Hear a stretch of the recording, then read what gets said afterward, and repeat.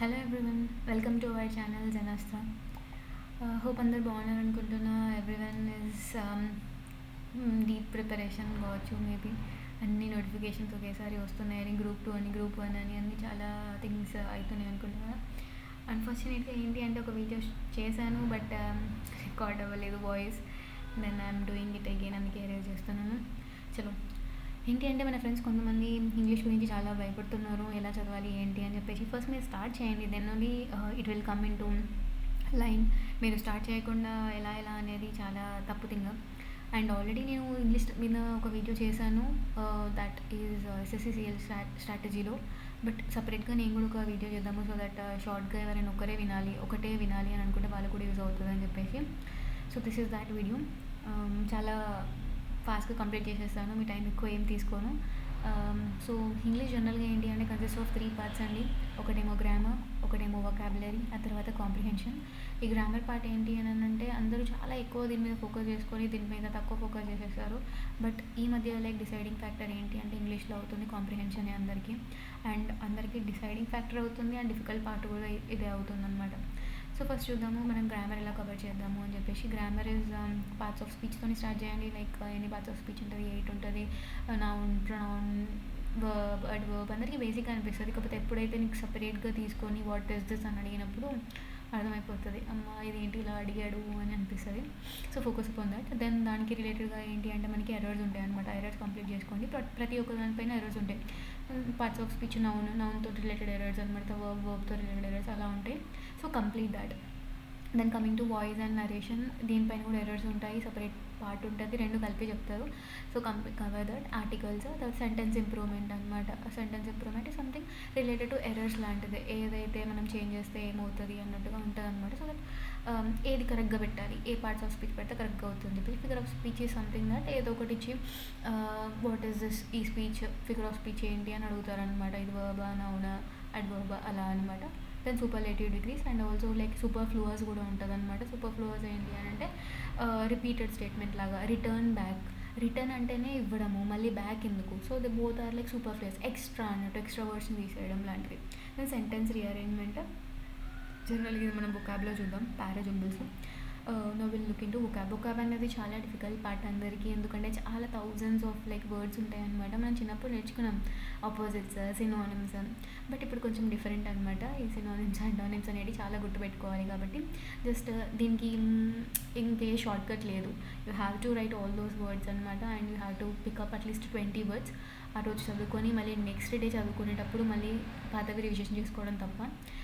నా ఛానల్లోనే నేను daily programme ఒకటి స్టార్ట్ చేశాను. డైలీ టార్గెట్స్ ఇస్తూ ఉంటాను. So we have to complete that. అందులో ఆల్మోస్ట్ 1 word సబ్స్టిట్యూట్స్ అయితే అయిపోయినట్టే. నెక్స్ట్ ఏంటి అంటే idioms and phrases I will start అండి. స్పెల్లింగ్స్ ఉంటాయి కదా మనకి, సర్వేలెన్స్, ఇదంటే సర్వేలెన్స్ అని అంటాం కదా, సీసీటీవీది.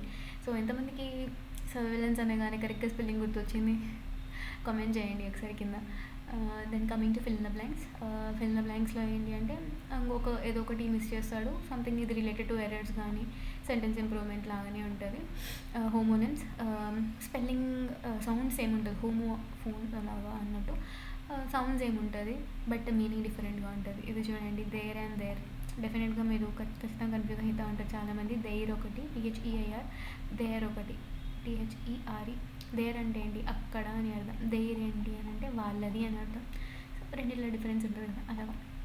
దెన్ కమింగ్ టు కాంప్రిహెన్షన్ అండి. కాంప్రిహెన్షన్ పార్ట్ ఏంటి అని అంటే కొంతమంది న్యూస్ పేపర్ చదువుతూ ఉంటారు, వాళ్ళకి కొంచెం ఈజీ అవుతూ ఉంటుంది, ఎందుకంటే వాళ్ళ స్పీడ్ కొంచెం ఎక్కువగా ఉంటుంది కాబట్టి. సో మీకు స్పీడ్ కొంచెం ఇంక్రీజ్ అవ్వాలి అని అంటే ఎడిటోరియల్ అనాలిసిస్ చూడండి. ఏదో ఒకటి ఈవెన్ నిమిషా బన్సల్ మ్యామ్ కూడా చెప్పిస్తారు. అండ్ ఇంకా ఏదైనా మీకు ఫ్రూట్ఫుల్గా అనిపిస్తే అది కూడా చూడండి, యూజ్ అయ్యేలాగా. అండ్ క్లోజ్ టెస్ట్ ఉంటుంది, సేమ్ ఇది కూడా ఫిల్ ద బ్లాంక్స్ లాగానే. ప్యాసేజ్ రీడింగ్ అండి. ప్యాసేజ్ రీడింగ్ అంటే సేమ్ అదే, మనకి పారాగ్రాఫ్ ఇచ్చేసి కొన్ని క్వశ్చన్స్ అడుగుతారు. ఇన్ఫరెన్స్ బేస్డ్ కానీ, యూపీఎస్సీ వాళ్ళకి చాలా తెలిసి ఉంటుంది inference and assumption based questions అయితే. మెయిన్ ఐడియా అండ్ టైటిల్ ఏంటి, టోన్ ఆఫ్ ద ప్యాసేజ్ ఏంటి, ఇలా అడుగుతూ ఉంటారు. ఇవన్నీ ఒక దగ్గర కావాలి అని అనుకుంటే మాత్రం ఏంటి అంటే రాణి మ్యామ్ ఛానల్ ఉంటుంది. రాణి మ్యామ్ ఛానల్లో ప్రతిదీ ఉంటుంది. మీరు ఒకసారి వెళ్ళి ఆ మ్యామ్ ఛానల్లో చూడండి. గ్రామర్ ఒక ప్లేలిస్ట్ ఉంటుంది, అందులో ఒక 12 or 16 క్లాసెస్ ఏమో ఉంటాయి. గ్రామర్ ఫుల్ ప్లేలిస్ట్ అని కొడితే ఆ 16 క్లాసెస్లో ఇవన్నీ కంప్లీట్ అయిపోతాయి. నేను బుక్అప్ క్లాస్ అని కొట్టండి 1000 సిరీస్ అని చెప్పేసి అందులో ఇవన్నీ కంప్లీట్ అయిపోతాయి. కాంప్రిహెన్షన్ కూడా 1000 సిరీస్ అని ఒకటి మ్యామ్ దాంట్లో ప్లేలిస్ట్ ఉంటుంది, అందులోనే ఇవన్నీ కూడా కంప్లీట్ అయిపోతాయి. So I think it's one stop destination for అందరికీ ఫర్ లెర్నింగ్ ఇంగ్లీష్. లేదు కొంచెం రాణి మ్యామ్ కొంచెం ఎక్కువగా అంటే కొంచెం ఎక్కువ లెవెల్లో చెప్తుంది అని అనుకుంటే నాకు తెలిసినంత వరకు జానూస్ అకాడమీ అని ఒకటి ఉంటుంది, అందులో ఇంగ్లీష్ నేర్చుకోండి బాగానే, అంటే గ్రామర్ అయితే బాగానే ఉంటుంది, మిగతావి నేను చూడలేదు. అదైతే మీరు కొంచెం మీకు అంటే మనకి తెలుగులో చెప్తారు సార్ కాబట్టి కొంచెం ఈజీగా అర్థమయ్యే ఛాన్సెస్ కూడా ఉంటాయి అన్నమాట. సో ఇదండి మన English strategy. Like, share and subscribe చేయండి సో దట్ నాకు కొంచెం ఎంకరేజింగ్గా ఉంటుంది. I want to complete one short series on GS subjects. Polity start చేశాను, I will finish it up. ఇంకా మీకు ఇంకేమైనా కావాలి అని అనుకుంటే కింద పింక్ చేయండి.